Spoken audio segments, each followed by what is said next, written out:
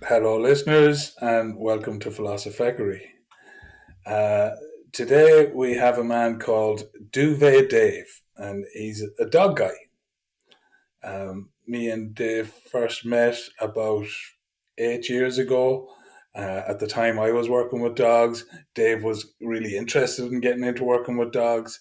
Um, so we talked about that a bit, but I went down the psychology philosophy route, and Dave went down the dog route. So it'll be going to be interesting to hear what Dave has to say, and hopefully he can give some tips out there to listeners um, who want their dogs to behave well and who are worried that they're doing things wrong with their dogs. So hopefully we can provide some tips here for you. How are you keeping, Dave? I'm well, man. Thanks very much. Thanks for having me on. No, it's a It's pleasure. any way to get kind of a little bit of more information to people with dogs or people with pups or that are thinking about getting dogs.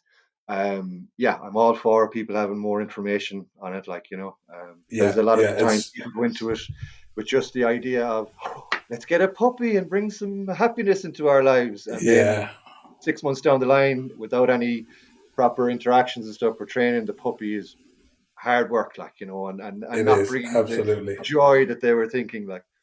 absolutely, absolutely.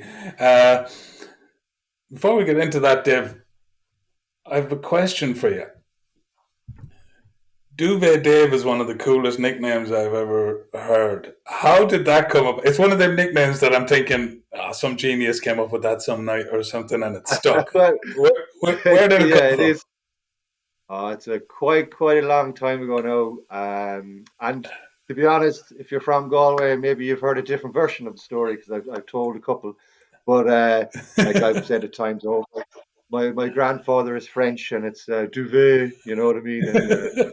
But the actual thing was what you'd expect. I was wrapped up in a duvet, but this is at about 6 o'clock in the morning when when that was a time to still be awake. So yeah, I loved my comfort. We were kind of winding down, and somebody had the idea to go to the playground. And we said, yeah, it's a great idea, just for a little wander around, because it was a lovely morning. And I brought the duvet with me. And then whilst I was sitting on the swings, wrapped up in the duvet, somebody goes, "Duvet Dave!" And then that was the beginning of the moniker. That was it. It's a great one. It's a cracker. Legend. Yeah, Whoever was the fellow who shouted it across. But yeah. I'm lucky that I got a good one. there's plenty of bad ones going on. Yeah. But so, what got you interested in dogs, Dave? Why dogs? Um, I suppose basically, man, pure and simple, it's the happiness of just hanging around with dogs. You know what I mean? And anybody that has dogs or people that love dogs or whatever, they'll understand what that means. It's just like they're your friends, they're your buddies, they're your family members. You know what I mean? And even when I worked in doggy daycares, and you could have 50 or 60 dogs in a place, and you'd have your ones that you get on better with and other ones that kind of you don't vibe as well with. So they're just little beings that really want to like you and really want you to like them. And then there's this sharing of like, oh, I'll give you a rub or we'll play a bit together, and the dog loves that and I love that. So it's just this really accessible happiness, I suppose. That's a lovely way to So put it. Yeah, and accessible happiness, and yeah, there's it seems to be all dogs want is a bit of joy and a bit of love and a bit of comfort most of the time, you know. and dogs, And I actually, if just in case I get distracted, one of my two are here. So Lola needs a bit of attention right now. So that's what's that's going all on there. right. Um, That's all right. yeah. So, what is it you do with dogs then? Like Well, at the right now, moment, what are you doing with dogs? right now, and for the last, I don't know, 2 years or so, I walk dogs. And last year I did a dog training course, so I do some training as well. Okay. So basically, my day is I'll drive into town, maybe around 10 a.m., 11 a.m. I'll pick up 5 dogs, and then we'll go for a walk. Um, Different places, usually Merlin Woods or the meadows in Merlin. Oh no, I shouldn't have said that. That's fine. It's yeah, no, it's a lovely place to go.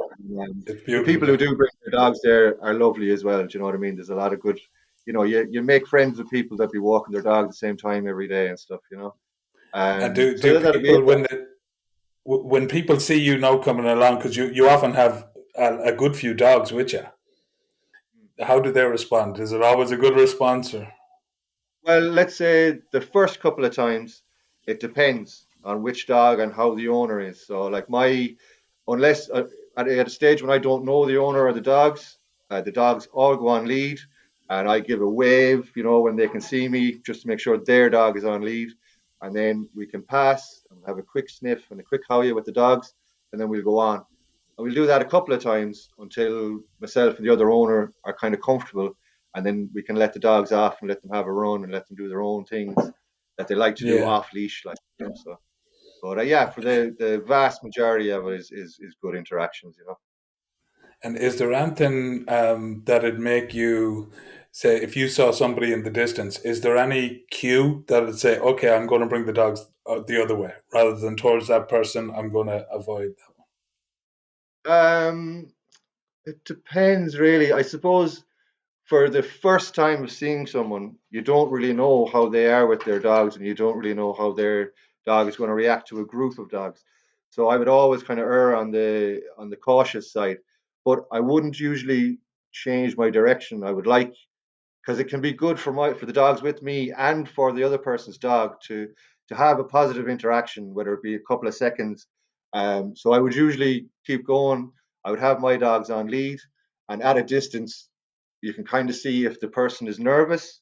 If the person looks nervous and they have the dog on a short lead, I'm going to skirt around them. I'll give them a good 20 meters, you know what I mean, Mm. space.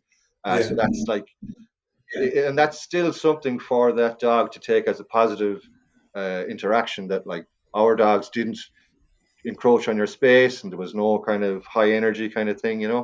But like yeah, there are definitely a few people there that love to see me because they know that I'm all right with letting dogs off lead and let them do their thing as long as that person has a good recall on their dog, and I know my dogs have good recall, so it's a safe enough environment when you know that you have a solid recall.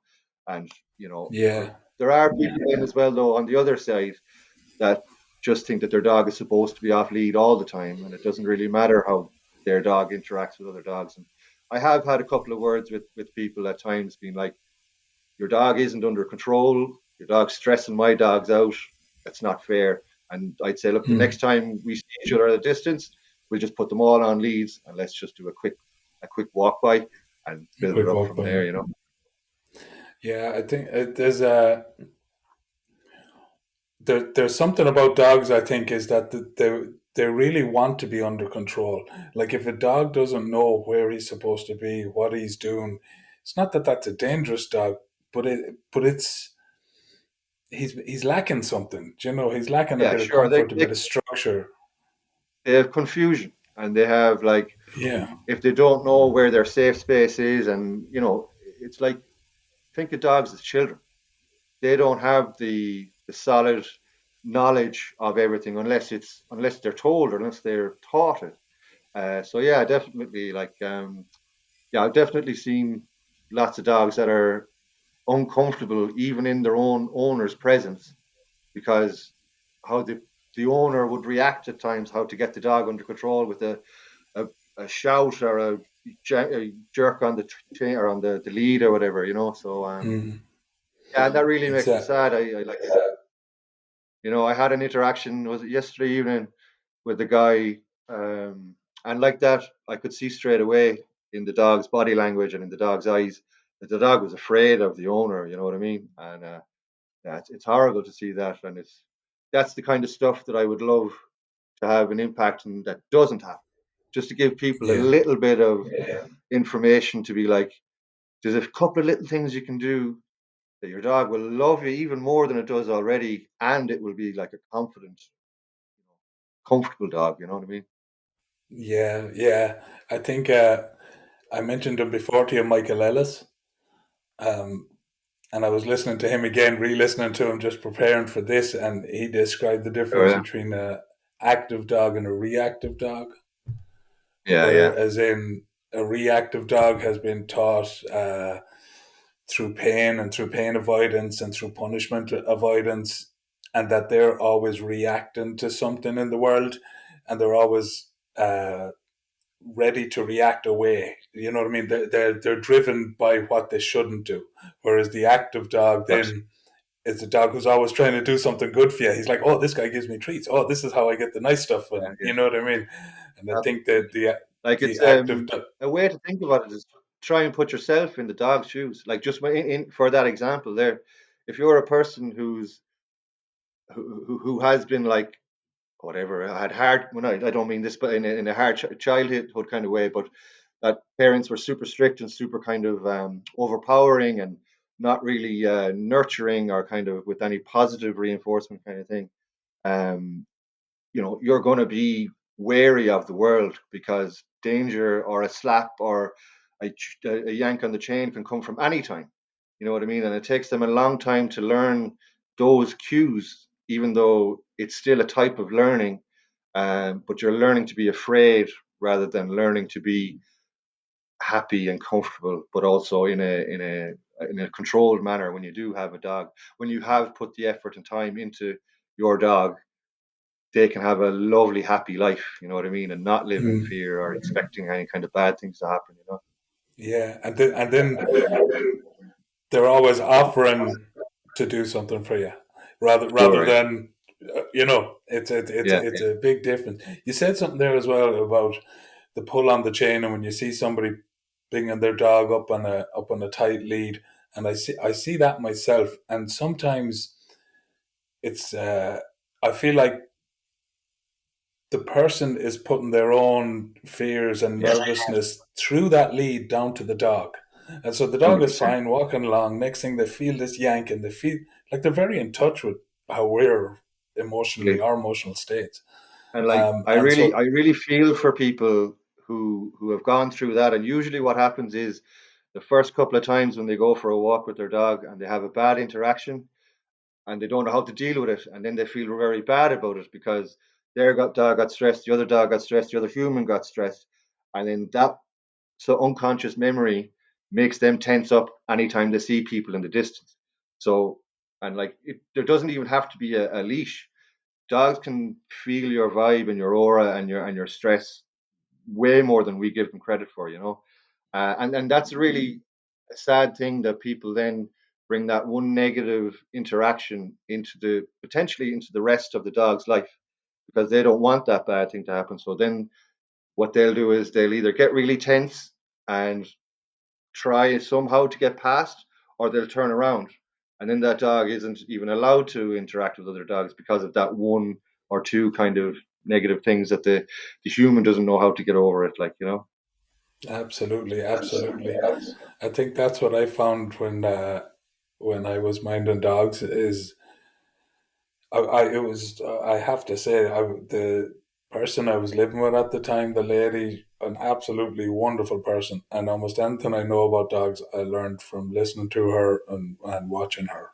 So it's not like I spent years learning. I've had dogs all my life, but the education I got was amazing. Yeah. Um, but she had a very she has an amazing way with animals and an amazing way with dogs. And she told me once that you can't be shouting around dogs. Now we'd have 15 dogs or whatever, and she said if you're shouting and roaring and trying to get them to do stuff, she like to the dog you have rabies. Like you know what I mean? You're insane. What dog is Yeah, not going yeah, to you're listen to that? crazy. Yeah, Yeah, yeah. yeah, And like the dog, it's the classic thing. A dog is barking, and then you shout at the dog to stop barking. The dog thinks you're joining in. You know what I mean? So like yeah. for a large amount of it, um, but just yeah, it is really beautiful and lovely to see somebody interact with a dog or a group of dogs, and when that person is totally comfortable, and then the dogs just feed off their vibe, and it just like because I've seen it in daycare situations where uh like it can happen where one dog even can start running and bringing the energy up, and then the other dogs will feed off that.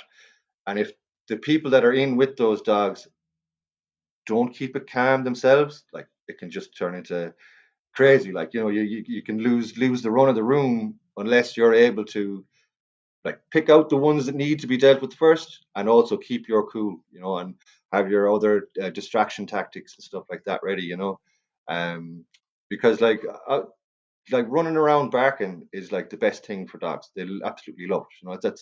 It fills. They're getting all the chemicals, all the happy buzz out of it. Like, so uh, yeah. But again, to the point, seeing somebody who can interact with dogs in such a way that you can bring a dog down from a high energy in 2 seconds, just with the right tone of voice and the right body language. It's class, like, Yeah, and I mean, it took me a while to get used to that, to get used to the fact that the dogs were actually reacting to my emotional state. And so the first thing you have to do when things kick off, and like you said, when there's a few dogs around, it can get pretty like you can. It's pretty angsty, like So Mm. it's a bit of a skill to calm yourself first, Yeah, isn't it? yeah, And to then to try and transmit that to the dogs.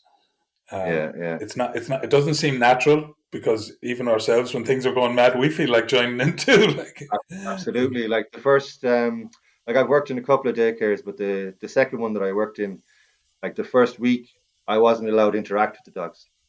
Like, because the dogs know when a different human comes in, this is something different. So this is something that will get a couple of dogs very interested in you. And they could be jumping up on you, they could be sniffing you, and they'd be trying to push your buttons as well to see what makes you react. Dogs do mm, that to other dogs. So don't think they don't do it to humans. Even people with your own dog. Dogs try and train us and try and coax us into certain things as well, with however they can. You know what I mean? It's a limited amount of stuff they have, but they try yeah, and do it. And some dogs will try and push your buttons and be like, "Okay, I'm going to bark now for a while just to see," or I'm going to, there's different things like. But like back to the thing, the first 3 or 4 days, I wasn't allowed to touch a dog. I wasn't allowed to call a dog's name. I wasn't. All I was there to do was pick up poo and pee, and then when the dogs got used to me, with the sign was when I walked into the pen, and I didn't get a rush of dogs coming towards me. That's when I was allowed to start interacting with the dogs a bit more, because it's all about keeping the vibe low, like kind of as calm and mm, in a nice space, yeah, and which, in contrast to another one that I worked in, which shows you different rules, different dog trainers, everything. Everybody has their own opinions and ways about going through things. In the first one that I worked in, it was like it was a free for all. You know what I mean? At the time, it was madness that like you're just thrown in, and shouting was part of the how to deal with things, and throwing food on the floor and stuff like this. So it's good to have the contrast of how to do it and how not to do it. yeah, absolutely, absolutely, it is. Um, is there any advice you could give people? You talked there about you almost became the background for the dogs. You were there so long that you weren't a new stimulus to them. You weren't like something to react to. Is there Mm. any advice you could give to people who have dogs who are kind of too reactive to the world? Do you know what I mean? That you can't bring them anywhere, Yeah. but they're Essentially the best thing and the first step to do with that, especially like for people who have puppies, uh, there's a certain period between 3 and 14 weeks, which is called a socialization period. And basically, if you want your dog to be comfortable and confident in situations, bring them to those situations. So if you in the future have an idea or a wish to walk your dog down Shop Street or any kind of busy street, if you have a puppy, expose them to that for a short amount of time and reward them for it. You know what I mean? So like bring them to the outside area in a coffee shop, let them get used to people walking past, and have your treats with you, and be feeding them, dropping them a little food here and there. And you do that for everything, for busy places, for places, fields where there's other dogs, for going on a bus, or excuse me, in the car. It's all small exposure and stuff like that. And that's puppies. And there is like a step-by-step guide that you can do with that with puppies. For older dogs who are reactive, let's say, to reactive to dogs, what you would do is, like I was saying there in the field, if I see somebody 30 meters away who has a dog on the lead, and my reactive dog is here beside me, and it's starting to show signs of uncomfortableness and nervousness, I would tell the other person, please stop, don't move. So then this dog, they can see that they're not coming any closer. I can reward this dog for being calm if it is calm. And if it's not, we're too close to the subject. We're too close to the thing that makes them react. So the next time you try your best, or you can even set it up where a friend of yours with a dog, and you're 50 meters away, 60 meters away, and you find out the distance where your dog, your reactive dog, is comfortable. Wherever that is, you start rewarding. The next day, you go 10 meters closer. You reward while the dog is calm. If the dog is getting too antsy, you got to break it off and you got to walk around. Don't even go near that other dog. So it's all about finding the distance where they're comfortable, rewarding them for being calm, and then bringing the distance lower and lower and lower. Like another example would be doorbell, classic example. Like some dogs go nuts when they hear the doorbell. Um, so there's a couple of things you can do. One is you could literally get somebody to ring the doorbell every hour for a couple of days, once on the hour every day, right? And after, they're going to be reactive for the first while, but over time, and like obviously when they react, you're not going to reward them. But if the doorbell goes, dog goes rah rah rah, and then you use whatever you want, a sit or a hear or a lie down, and if they do that, you can reward them. So the next time when they hear the doorbell, it's like this kind of exposure to the doorbell that it's actually not a bad thing, that good things happen after the doorbell. But then with the barking, if it's ingrained so deeply in the dog already, you're going to have to teach them something else, because they're probably going to bark when they hear the bell.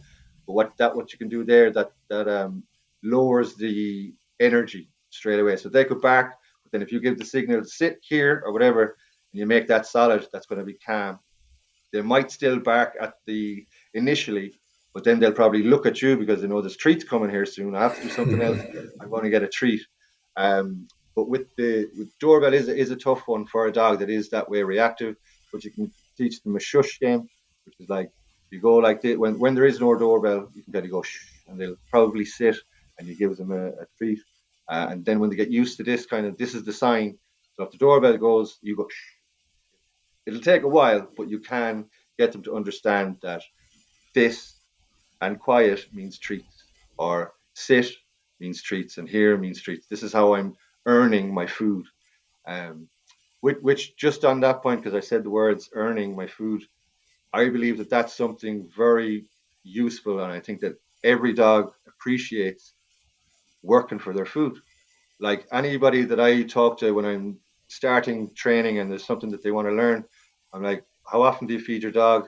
If it's once or twice a day. And then I would say, when you want to do training, do it around those times. And also, I would say, don't feed your dog out of a bowl for the first whilst you're doing the training, because food is like currency for them. Food is everything that they need. Food and what water is there. But if you're not feeding your dog out of the bowl, it's always either coming from your hand because you're training them, or you're giving them treats because they did something good, or like something that I think every dog should be doing, or if you have the space, is scatter feeding. So basically, whatever your usual amount of dog food is, even take half of it. And if you have a garden with a bit of grass, throw it out in the grass. Like the first step, you just do it around your feet, get them used to picking it up off the ground. But when they understand that this is how I get, like my dogs don't eat out of a bowl and they haven't done in years. I get a handful or a couple of handfuls, throw it out into the grass, and then what they're doing, which is one thing that all dogs are meant to do, is sniffing around. They're sniffing in the grass, looking for their food. So sniffing is calming and it's also stimulating. So if you're somebody that doesn't have the time to walk your dog an hour or two every day, like do your very best to get a walk in every day. But if you can't do other things, that kind of searching for food is a very stimulating thing for the dog. It can be like That, searching for their dinner for 20 minutes, half an hour. Some people say it's as good as a walk. That's really good. I haven't heard of that scatter feeding before now, and that sounds really good. And it reminds me of them balls where they put the food inside, and the dog Absolutely. has to work for it, and he's enjoying it, even if he's not even if he's not like doing it directly for you. He's kind of Mm. doing it for himself. He's off on the No, little absolutely. hunt there. It's honestly, man, it really changed my dog's life and my life when I started doing that properly. Because like even the idea, or even like say dogs that are fast eaters and stuff, you put down the bowl and they were gone in 10 seconds. That's wasted now. You know what I mean? Whereas Yeah, if you're training a dog, the food is the reward, and then the stimulation of using their nose, which is their most powerful thing, and they love doing it, and it's a reward, and and it burns off energy. You know what I mean? So if mm, I'm busy and like I obviously I walk, but in the evening, if my dogs are like fucking, excuse me, if my dogs are looking for attention and I don't have the time to give it to them, I'll break up a piece of ham into tiny little bits up into the air. They're gone for 15, 20 minutes. They'll probably come back yeah. looking for more, but you know that they've had this stimulating 15 or 20 minutes looking for the food, you know? And Um, that's it. It is about stimulating them, and much like that's, when humans, we're very stimulated by sound and sight. Um, we have, what is it, 20 million smell receptors. I think dogs have 280 million yeah, smell I know receptors. yeah, yeah. So like their whole world is built up of smell, I feel like, more Yeah, so than like say, anything yeah, else. how we see the world, and we can see green trees, blue sky, gray something or other, whatever. They are having whatever. Like if you're in a field, they can smell a dog that was there a couple of days ago. You know, that's why with especially when you're walking a dog, please let them sniff. I know you like usually with dog owners are like, oh, I have to go walk the dog, and they're like, come on, dragging the dog, and all the dogs wants to do is have a sniff of this. Where there's probably 10, 20 different dogs that have peed there in the last couple of days, and they're getting a sniff. And like I used to say, like the those kind of spots are it's like Facebook for dog. You know what I mean? And you know, and because they're getting way more out of it. And like say if there's a dog that's in heat, or if there's a dog that's eating something different, or you know what I mean. And that's all stimulation. That's all information going into their brain that they want to have. You know what I mean? So one thing for people walking their own dogs, if the dog takes a long time to sniff and it makes your walk too long, make the walk shorter. Let them do their sniffing. You know Yeah, that's really really important too. and And one thing for dogs, if people are living in apartments and you don't have grass and stuff like that, get a plastic bottle, put some treats in it. You build this up, but put something really good and smelly in it. Put some holes in the bottle and hide the bottle. Like, you know, first of all, you start off slow. You show the dog the bottle and let them play with it, and this becomes a toy, a part of their life. And then after a week of doing that, where they're playing with it in the sitting room, uh, leave them in the sitting room and put the toy in the hallway or somewhere close. You want to set it up so they're going to win. They're going to find it over the first couple of weeks. You know, make it as easy as possible for them. And also, you can add a cue to it. You can go find after a while when they're used to doing all this, and then they're like, oh yeah, yeah, I can smell it already. You know, you know you go to the fridge, they hear the fridge, they're right beside you. If the bit of chicken is in a bottle in the bedroom, they're going to know there's chicken in the bedroom, but they're going to have to go find it. And then they find the mm, bottle, they chew and blah blah blah. You know, it's just more another little stimulation thing for somebody who doesn't have grass, basically. yeah, yeah. It's all about stimulating them. It's how you tire them out, isn't it? A lot of the time, it's that information processing. Another thing Lorna used to say to me was, if you bring a dog to a new place for 20 minutes, it's like bringing them to an old place for an hour Oh, because of all absolutely. the new stimulants. Absolutely, yeah, yeah. And that's another thing with the walking. If you're walking a dog in a new place, it's going to take you twice as long to do that mile walk or whatever because they've never smelt these dogs before, and it's really like it's yeah. Give your Yeah. dog time to walk, sniff. Is there any like you said there a lot about the commands and and heel and the different words. Have you any tips for people on how they actually get a dog to link the words to the actions to the behaviors that you Sure, want? yeah. There is a process. So let's say, basically for the most simple one, for sit, like if I'm going with the puppy idea now, because if you have an older dog, people that's the first thing they do is either sit or paw or whatever. But luring is a thing. So anybody out there that's listening and you want to uh, um, get your dog to learn a behavior, luring is the key word. Google that and you'll be able to find out what to do. And basically what that is, you get your high value treat in your hand and you bring it to the dog's nose. So they're like, oh wow, there's good stuff here. And say for sit, what you would do is you bring it to the dog's nose. They're going to be like wanting to eat it, but what you do is you bring it up over their head like this, and then they follow, and their butt goes back. Just a natural physical process of like, oh, where is it? Where is it? And my butt's on the floor. Give them the treat. That's the thing. So what you do, first of all, well, I suppose should put in a little caveat for, let's say, dogs like lurchers or sighthounds and stuff like that. A lot of those dogs don't like to sit because they've got a bony butt. It's not very comfortable. You should go for a lie down instead. And if you use the luring technique, there's lots of ways to bring them to lie down. And say that the process, firstly, would be see if they can do it. See if they can sit down. If they can sit down, brilliant. Then what you want to do is, like I said in the first instance, do that thing again to get them to sit. They're physically moving back. They're following the thing. And as soon as their butt hits the ground, give them the treat and say sit. You repeat that. So Go on, so yeah. you get them to do the behavior first, and then you introduce the word, so that Uh, then they connect them eventually. exactly, yeah. And then it's like, so it's um, get them to see if they can do the behavior first, see if they can sit down or see if they can go on their back legs or whatever you want them to do. And then you lure them into doing that behavior.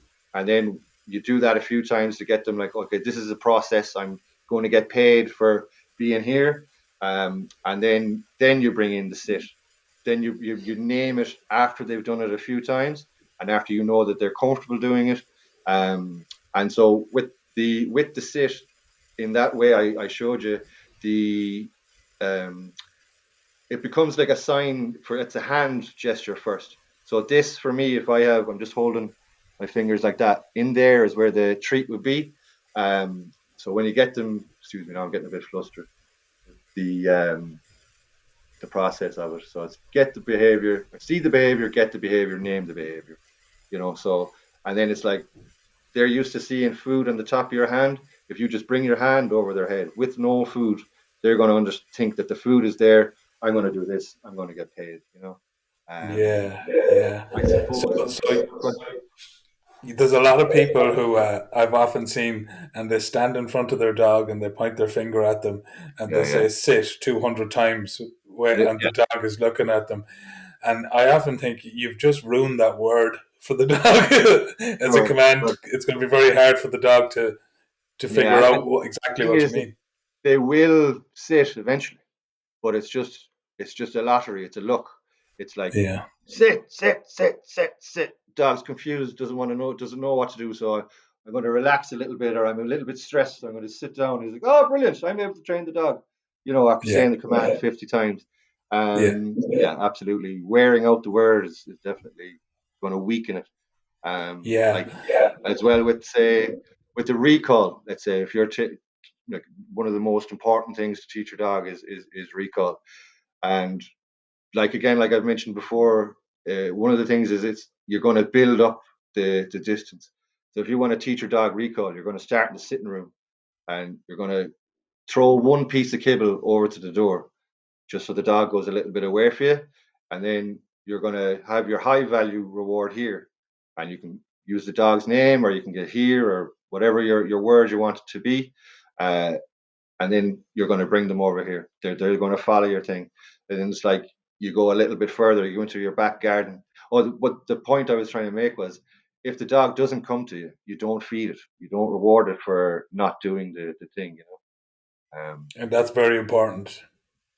Yeah, That yeah. like not rewarding the dog is as important as rewarding the dog, because you're confusing it totally on what it'll be. What's it working for?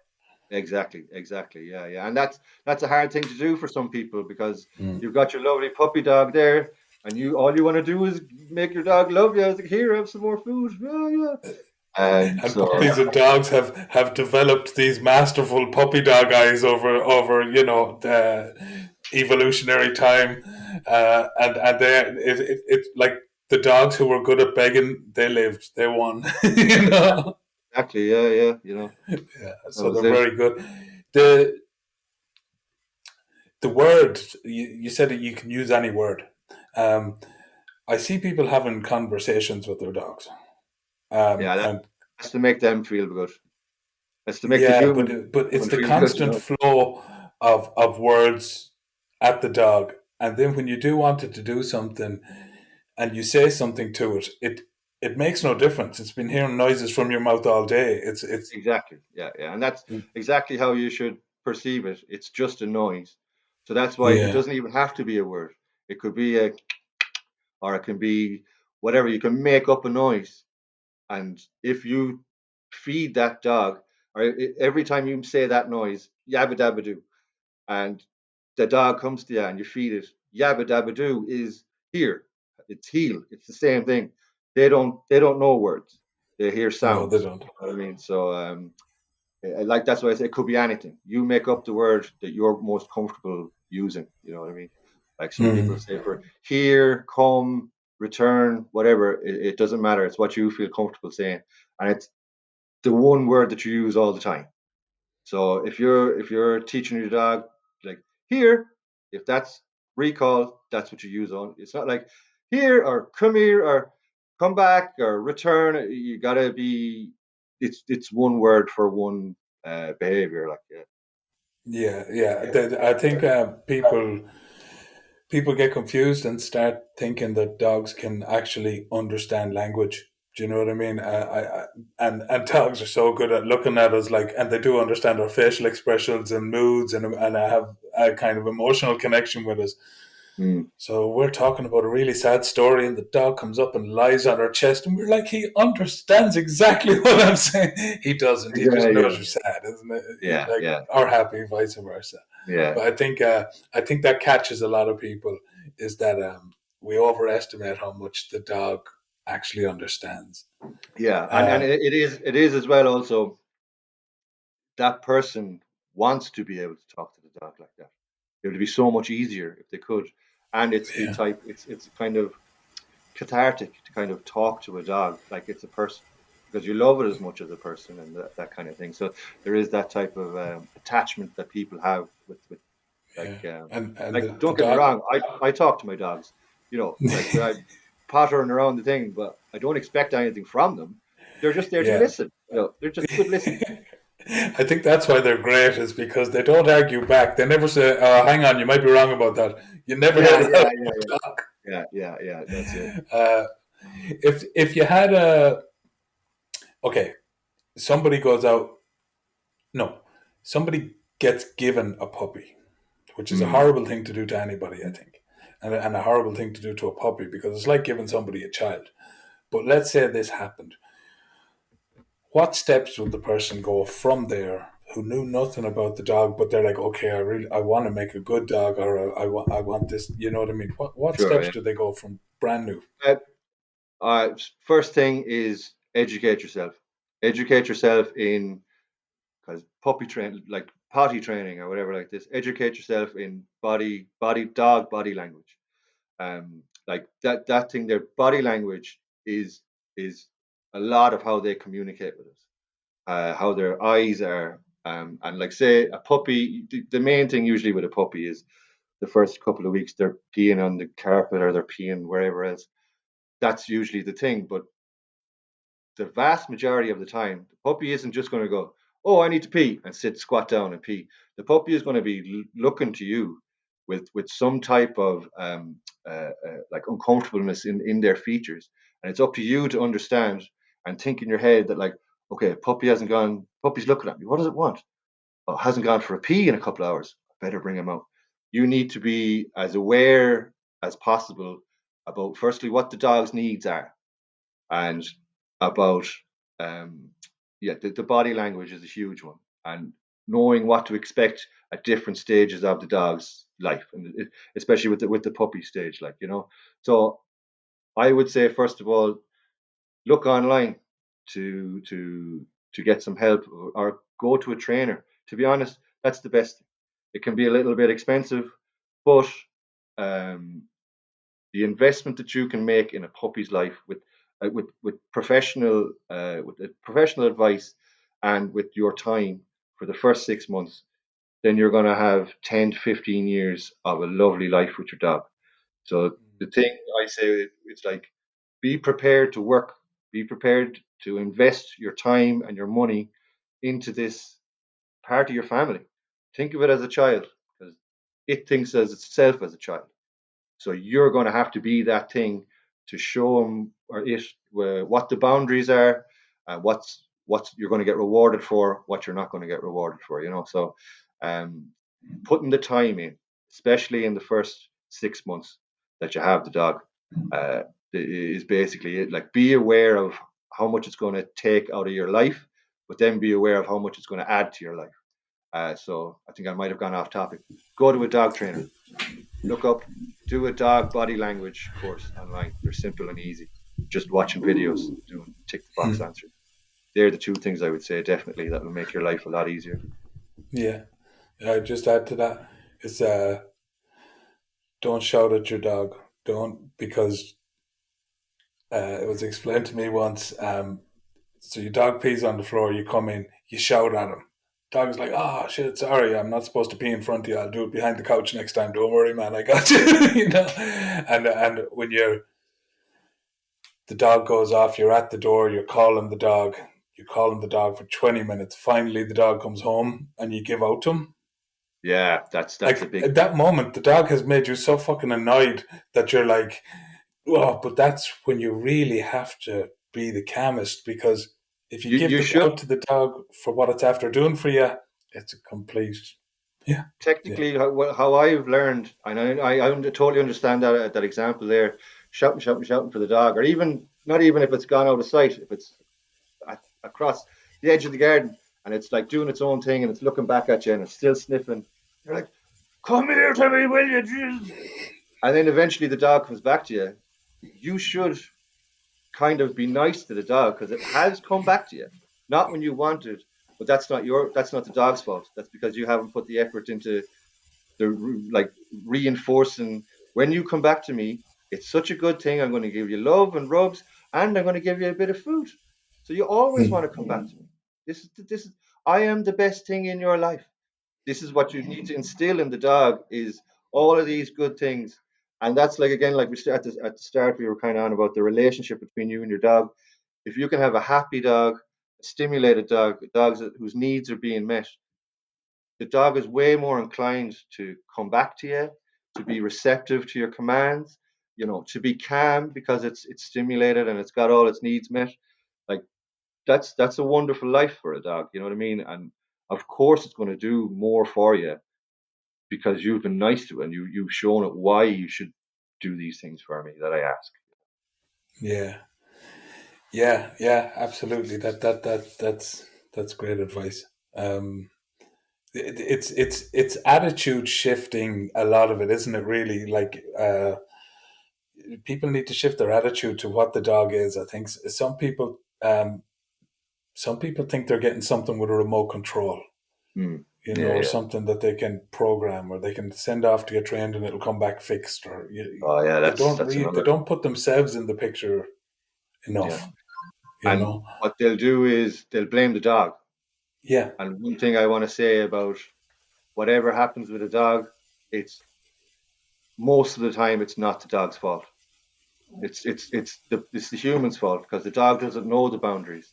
The dog doesn't know the benefits of staying within those boundaries, whether it be distance from home or whatever it may be. Like, so yeah, it's not the dog's fault. You got to look at what you can do better, and then that's how you work forward. Yeah, yeah, absolutely. I think that's hard for us to do at the best of times. Never mind for the dogs. You know what I mean? Just look at ourselves. But yeah, it's good advice. You mentioned the lurchers, and that the lurchers don't like sitting down because they've bony asses. Yeah, yeah, some of them, yeah. Um, so and we're talking about dogs here, like these. will work the same for every dog. Is there like is there differences in breeds that you need to treat? Like if you got a greyhound, would it be much different than if you got a chihuahua?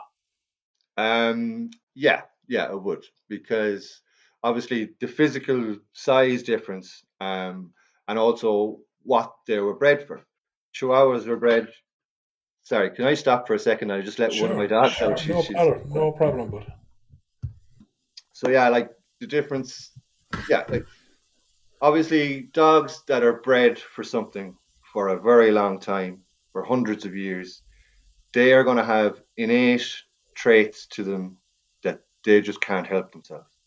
So the idea, let's say, with lurchers or greyhounds or sighthounds in general, like if you're walking a greyhound and stuff like that, if they see a small fluffy white dog, they could mistake it for prey, and their prey drive is an instinct, and that could kick in, and like that's what they're bred for. So you have to know what you're what you're getting when you're getting a dog. So like that, if you want, like, say that's the thing with the greyhounds, they're bred for so long to be hunters, basically, that isn't going to go away. So that's something you have to be aware of when you're walking your greyhound, and if there's other small dogs, or if it's off lead and there's a place where there could be rabbits, very fucking excuse me, very hard to get the dog back on lead if it's chasing a rabbit, if it's fulfilling its own instinctive just drives, like, yeah, um um sorry, what was the question no, again there? it was just about the difference. And when people are approaching getting a dog, I guess, Yeah, yeah. what should they be thinking of? And is there different training techniques for different breeds? Do you know? um Should it be approached differently? yeah, like, say, I suppose with the different techniques, there is a range of training techniques. I don't know all of them. I kind of focus on positive reinforcement, which will work for nearly all dogs anyways, because it's, they're getting rewarded for doing something good. It's pretty obvious. But yeah, if you are somebody who's thinking about getting a dog, you have to be very aware of what you're getting. Like, if you somehow just go and get a basset hound or some kind of hound that is a loud dog that they have been bred to bark, and you live in an apartment or in a smaller in an enclosed place, like, you're asking for trouble, because that dog Yeah, has been bred for hundreds of years to alert people, where's the fox, or whatever else, or where's the bird and stuff like this. Like, and even with all dogs, like, I was going to go to Labradors first. They're retrievers. They're not exactly hunting dogs, but they are on a hunt. They are bred to get things and bring them back to you. And so I suppose with people, you want to know the difference between a high energy dog and low energy dogs. Okay, the net what their needs are going to be. So if you have a Chihuahua, you only have to walk that Chihuahua half an hour a day or something like that. And you mightn't even need that, but like running up and down the stairs, probably going to keep the dog fit, and a bit of throwing around the ball and stuff like that. If that'll suit you, if you have a small space and you don't have the time, whereas, like, let's go with the Labrador. Like, you could walk a Labrador for 2 or 3 hours a day, and they'll still come back with loads of energy and expect you to throw the ball for another while as well. So yeah, definitely do your research. Do your research before you go buying a dog. Do your research in so many different ways. Like, who are you buying the dog from? Like, this is if you're buying a dog. Like, who are you buying the dog from? Get medical reports on the parents of the dogs, because dogs are bred so much these days that they're just, it's not working. They're being too bred. Like, say, with Goldens, a lot of Golden Retrievers have bad hips. Like with Rottweilers, loads of issues as well. Even with the staffies and stuff like that, they're all going to have skin issues at the start and stuff like that. You know what I mean? So definitely do your research and understand yourself how much time you have to give this dog, because you have to give it time, or else you're going to have trouble. You know. yeah. So like the training techniques broadly would be the same for most Yeah, dogs, as in they'll respond to traits and you know what I mean, and building that. But if you're if you're looking to get a dog, and we said buy a dog, I swore years ago I'll never buy another dog. There's too many dogs out there Yeah, the that need need home. helps and homes. I won't buy another one. But if you are going down that route, then as you said, it's important to do your research on what exactly the traits are associated with these breeds that you're Yeah, getting. I know a few people, and I love these dogs myself, Cocker Spaniels. I love them. They're so much fun. Or Springer Spaniels, sorry. yeah, yeah. They're The so full much fun. brown ones. Yeah, yeah. Are the brown and white guys? Yeah, Yeah. And yet there's black and white ones as well sometimes. And but up in the meadows, actually, you know the rock at the end. yeah, I was yeah, meditating there one day, and it's a nice spot to just be yeah. quiet. Springer straight at me, strumped straight. But it was the nicest thing to wake you up out of it. You know that they're Cool, lovely. cool. But I get see a few people get them, and that they make kind of couch dogs out of them. Mm. I knew one, and what he'd done was he got obsessed with shadows. Oh, And so he was chasing shadows everywhere, and he had the yeah, walls in the house wrecked from bouncing at shadows. And yeah. it's because I think there's something about springers that they need to be obsessed about something. They have this mad drive. Like if there's often ones who'll chase stones, they'll drop them on your feet, and you Mm. can throw the stone into any mess of bushes. The dog will disappear in, and he'll come back with that stone. Yeah, yeah, Um, but that's such a drive to keep in a small house. It yeah, seems very unsuitable. yeah. But like the example you gave there, throwing the stone into the bushes, that's what springers are for. That they're going for going in, flushing out birds out of a place where the human doesn't want to go. So they're like, bushes? That's my game. This is what I'm made for. And yeah, like again, if you're getting a Springer Spaniel, find out if its parents were working dogs, or even if its grandparents were working dogs, because that dog is going to have will have needs and expectations that you're not aware of. If you're just like, oh, I like to look at them, look at their lovely long ears and stuff like that, but the dog is going to that dog that was chasing shadows literally has a mental issue because it's not getting stimulated enough. That's what happens there. They have to fulfill their own needs if the owner isn't doing it themselves. Like that's the thing. Why is your dog chewing up the couch? Have you brought it for a walk the last couple of days? Have you done any type of real interaction where it's just you and the dog? Little bits of training. Like people that have dogs now at the moment, and they can see the dog is being a bit unruly.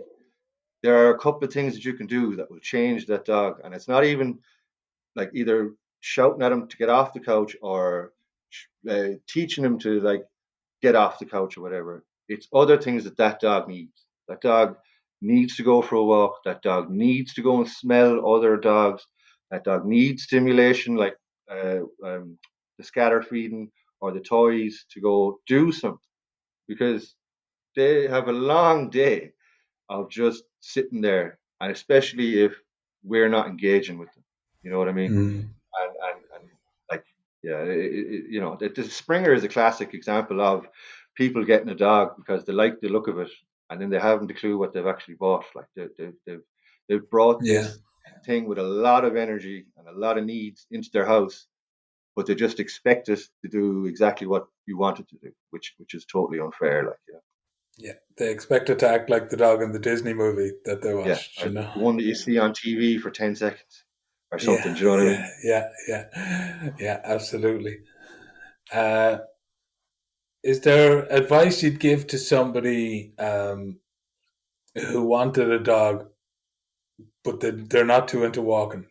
They don't want like they're making these ideas there, and they let's say they come across a Springer and they say, okay, needs 3 hours of attention a day or walking or something. They're like, okay, I've got about 30 minutes.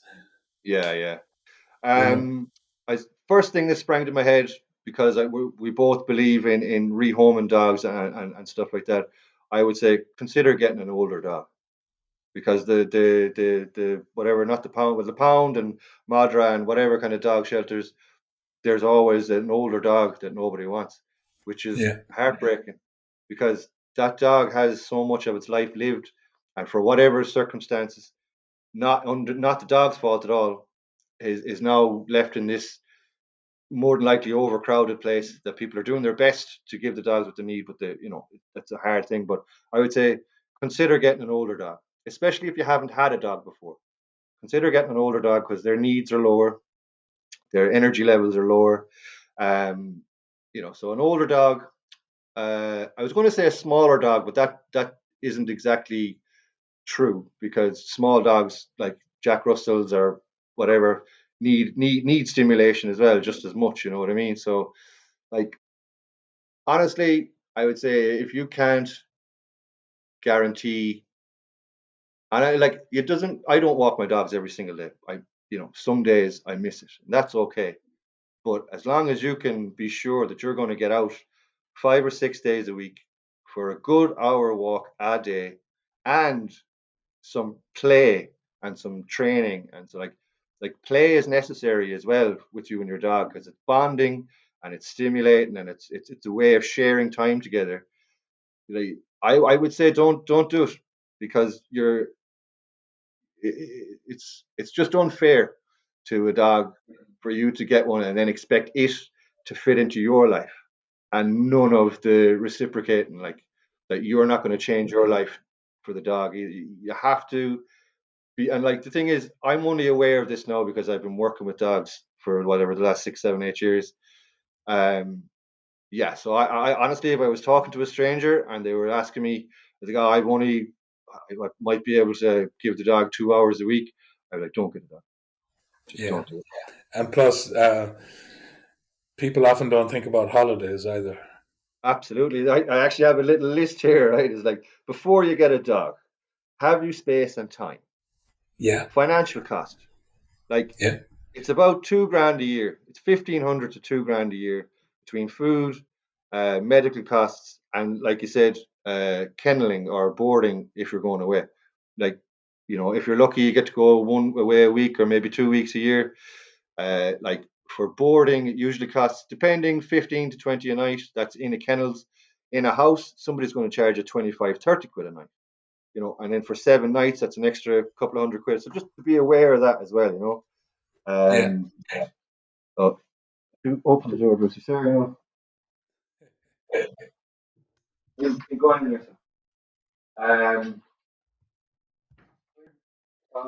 the financial things, and like say, even myself, when I got Lola first, and because I didn't know much about dogs at the time, I'd say I had her to the vet once every 6, 8 weeks, just because she'd have a bit of a limp or something weird that I wasn't able to deal with, or I didn't have the knowledge to deal with. You're going to go to the vet a few times, and it's not cheap. And then like even like my own dog here, Lola, when they get older, there's going to be more financial stuff on it, like you know what I mean. So yeah, Yeah. and like yeah, that thing that you said earlier there, somebody just gave somebody a puppy, and that actually happened to my sister about must be 5, 6 years ago. Um, she was given this yellow lab. No, it wasn't a golden lab, but yellow lab puppy. And like sisters, like she's got 3 kids and a job and everything else. And I'm like, and like the dog, the poor thing, it got rehomed eventually. I was like, man, the dog is starting to show signs of mental issues because it's not getting what it needs. Um, and what will happen over time then is the dogs will get snappy. They'll just be an angry dog because they're not getting anything of Yeah. what they need. Their life is crap because they're not getting the stuff they need. Yeah. Um, So just, I think we're both agreed on that and stern on that. Never get a dog as a present for anybody. It's unfair on the dog and unfair on the person. yeah, If you yeah, think about it like giving somebody a child, you yeah, know. yeah, yeah. No, Yeah, that's it. absolutely. Uh, so back to the different breeds. Um, we have the XL bully ban coming in Ireland now. Mm, Uh, there's been some there's been some tragedies. So there really has been some tragedies. And I was looking at statistics there. 44% of violent dog attacks are XL bully related. 75% of deaths, fatalities are XL bullies. Mm, Uh, and only 1% of dogs are XL bullies. sure, yeah, It's yeah, the numbers tell a scary story. I love dogs. I don't want to see any dog destroyed. And yeah, as we were saying here in the conversation, it's mostly the yeah. people's fault, like how a dog turns out. Very, very much so. And absolutely, I obviously my heart bleeds for anybody that's lost anybody through dog attacks, or it's such a horrible thing to have to deal with. But you got to go back to the root of the problem.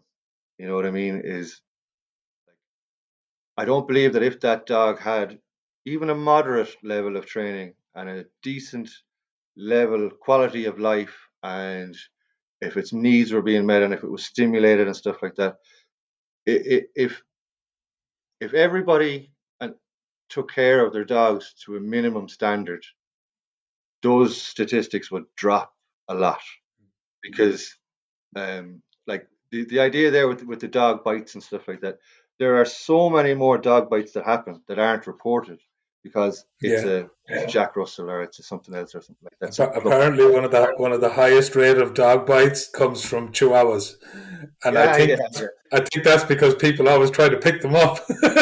Yeah, absolutely. Yeah, and they see a small dog, no danger, but it's still the mentality is still the same. So, and look, like for me personally, I really like bull breeds, all bull breeds, mastiffs, staffies, and like the thing with the XL bullies is they're a very recent breed. They're kind of like cockapoos and labradoodles. They're very recent, and they're in a way they're designer dogs.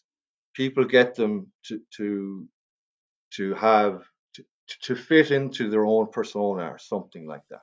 It's You for know, the aesthetic feeling of it. They seem to have it sure. like a fashion accessory. To And look, if you go back in time, it used to be other dogs, and it used to be Rottweilers, Dobermans, whatever. So something that has that aggressive, not aggressive is the wrong word. I don't like to use that word with dogs because dogs are aggressive for reasons. There's no dog that's born an asshole. Do you know what I mean? Dogs are a product of their environment just as much as we are. Um, So yeah, like those stats with the XL bullies and stuff like that. Like if it wasn't the XL bully, it'd be another type of dog, and it's because of their stature and their the muscle mass and their whatever the power they have in their jaws. You know.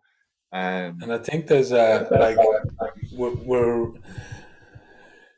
we're breeding dogs for that aesthetic look now, Aesthetics, exactly. Yeah. and it's not like, even people would be breeding hunting dogs, and they'd be breeding retriever dogs, and they'd be breeding sniffer dogs, and they'd be breeding them for them traits, and they'd be looking for them traits, and they'd always like the dog to be trainable as well. Do you know what I mean? So is it obedient? Does it have them traits I want?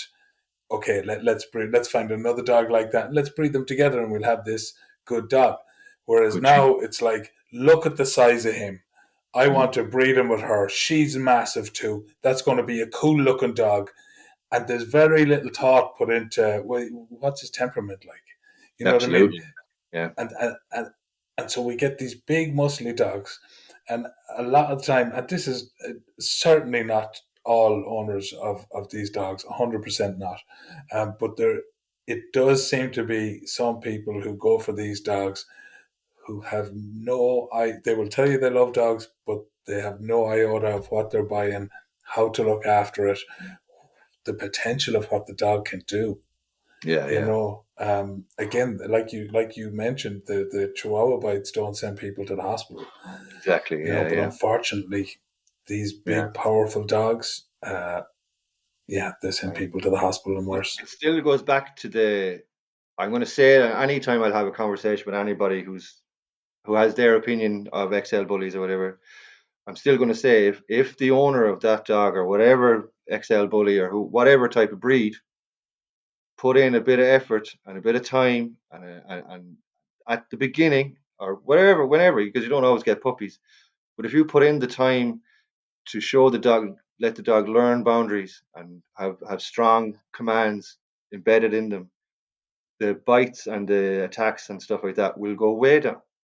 And um, I was honestly as well. I'm the muzzling of dogs. Like I have two dogs here, and Lola could, because with the XL bullies, there's measurements that they have to adhere to, and Lola would technically be classed as an XL bully, like just to fit in with the measurements. And she's Yeah. not, like, she isn't a bred XL bully. She's a cross Staffordshire with something else, with a lab maybe.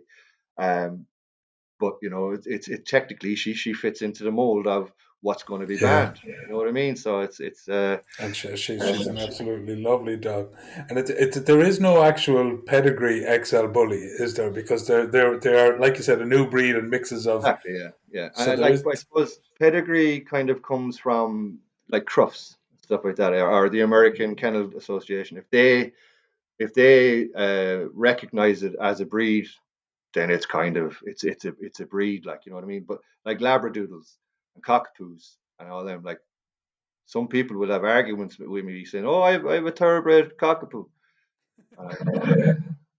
Are you sure? That's all. Are you sure? Yeah, um, yeah. so, like, yeah, yeah, it's very, very unfortunate, and it's going to cost a lot of dogs their lives, and it's not their fault. Once again, the over one of the over the terms that I keep saying is, it's not the dog's fault, but it's the dog that's going to pay for it. You know what I mean? Um, so yeah, like, how about this? Like, I agree that there should be legislation on dogs. Technically, we're all supposed to have dog licenses for our dogs. I was talking to somebody 2 days ago who was paying her dog license. She asked the lady in the post office, "Do you get many people in paying their dog license?" And she said to her, "You were the first person in 3 years that has paid their dog license with me." And she's working in the post office. So that doesn't happen, and it doesn't happen for a reason, because I don't think I've seen the dog pound van go around. I have never, ever, ever seen a dog warden in a place where dogs are being walked. I believe what is necessary and what will make the world a better place in a small little way is if the dog warden did their job. If they went to the places where dogs are being walked, and if they see a dog off lead, they go to the owner, like, "Can you show me that your dog is under control," and get it to come back.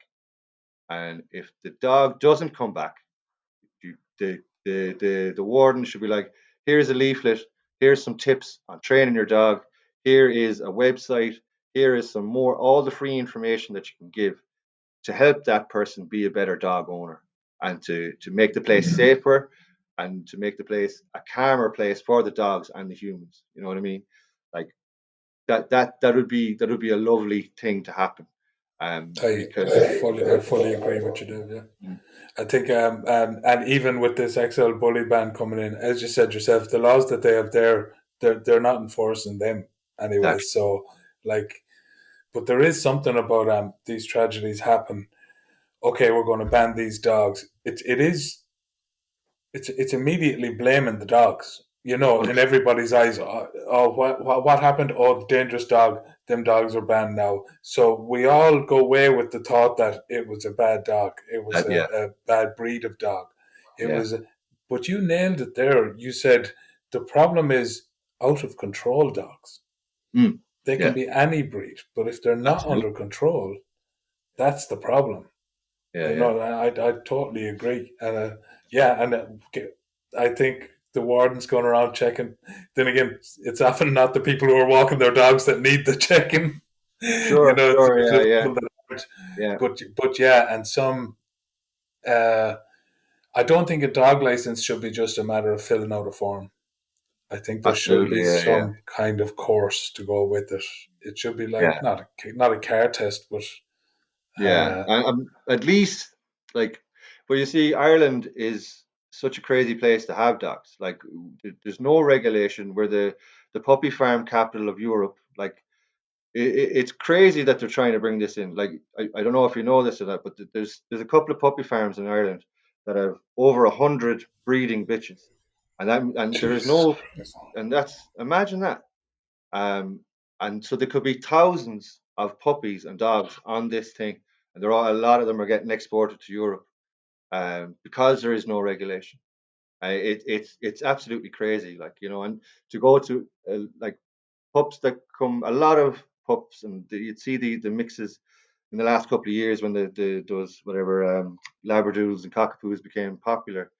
The vast majority of them come from mass, puppy farms, where they're born in this little room, and that's all they see really until they're going to be going home with somebody else. So they have to fight for their food. They're going to piss everywhere. They're going to have absolutely no, socialization. So people are buying these dogs, and they're bought with huge problems already. Like, and it's because, again, it's their environment. It's what is normal for them is to guard the food, because I don't know if I'm going to get food today or tomorrow. So you find a lot of them have resource guarding issues. So, like, yeah, all the best intentions would be to educate people a little bit more. Like, we're not going to be able, or the dog warden isn't going to be able to go around to every house that has an XL bully or any type of dog. But if there was a presence, and if it became normal that I got a dog, I have to do a small dog training course. I have to do 2 or 3 weekends just to get the basics. If that became the normal, if that was what was attached to the idea of getting a dog, that would be great. That would be lovely, you know. So that's all that Absolutely. was. Yeah, just to make that popular. It's like, I'm getting a dog. Oh, who are you doing the puppy training with? Exactly. When you start the course, it's cool. Yeah, yeah. No, that I thoroughly agree. I thoroughly agree. Is there, Dev? Is there anything else you'd like to say? Any bits of Um, advice you'd like to give? Anything you'd like to leave out uh, there? well, a stimulated dog is a happy dog.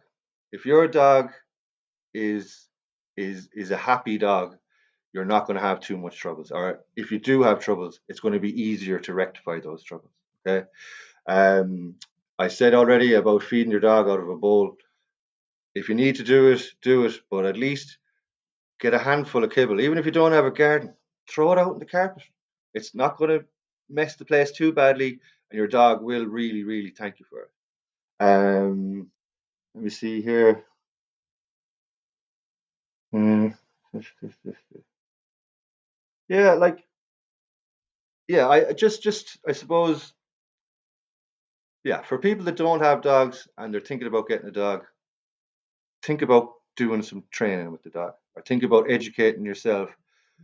What do I really want from a dog? If you want a lazy dog just to sit on the couch all day and not do anything, get a greyhound. If you want to have a dog that's going to go jogging with you every day, pick a different dog, pick a Springer. You know what I mean? Match the dog and the natural traits of that dog to the expectations you have of what type of relationship this is going to be. Yeah, do training, get good food. I don't know if I can use brand names. Don't Fire feed your away, dog. fire away. Don't feed your dog pedigree chum. It's like McDonald's. Please stop feeding the dog pedigree chum. Uh, take Learn to play with your dog. Don't forget to, like, people get puppies and they're all about it, and then the novelty wears off. Play with your dog. It's good for you. It's good for your dog. Like, learn to love spending 5-10 minutes a day training your dog something. Because when you are training, you're not going to do this hour-long training. Just do 10 minutes. Look for simple things on YouTube or whatever to train your dog. It's good for you. It's good for your mind. It's good for the dog. It's good for the dog's mind. You know. Just on that, you brought something to my mind. Um, there's there's been some studies done on murderers, okay, and what they done is they took measurements of the amount of serotonin in their bodies. Okay. Impulsive murderers, people who murdered all of a shot, not the Yeah. Yeah. premeditated stuff, Okay. and they found they had lower serotonin levels. serotonin is highly involved in our impulse control. Right. Dogs that have attacked out of nowhere, they measured their serotonin levels Yeah. and they found out they have low serotonin levels too. Makes absolute sense. It makes a lot of sense, doesn't it? So they didn't have the impulse control. So like what you're saying, a stimulated dog is a happy dog. A stimulated dog has a decent amount of serotonin levels. You know Yeah. what I mean? So it's on a neurotransmitter level. What you're saying makes a lot of sense too. Yeah. Yeah. Yeah. Yeah. Um, Um, yeah, that's it. Like, yeah, you put a bit of effort into your dog, and you're gonna have a family member for the rest of their lives, and they will do whatever they can to make you happy. Like you said, they're gonna feel your vibes. They're gonna come to you when you feel sad. They're gonna bring even more happiness when there is happiness. Do you know what I mean? So, yeah, like, yeah, I encourage people to get dogs, but to do it with enough research and education, and have the right expectations of you and the dog. yeah. Very good. Very good. Thanks a lot, Dave. This has been very enjoyable and very educational, and I hope a lot of people get some stuff out of it, and I hope it might lead to some dogs with reasonable serotonin levels and happy Yeah, lives. absolutely, yeah. And humans with more serotonin, like, you know what I mean? It's Absolutely. a give kind of situation. It's a Aye, win-win. Absolutely. Absolutely. nice one, Dahi. Okay, Thanks a million Dave. for having me on, man. Thanks very much. Thanks very much. It's been great.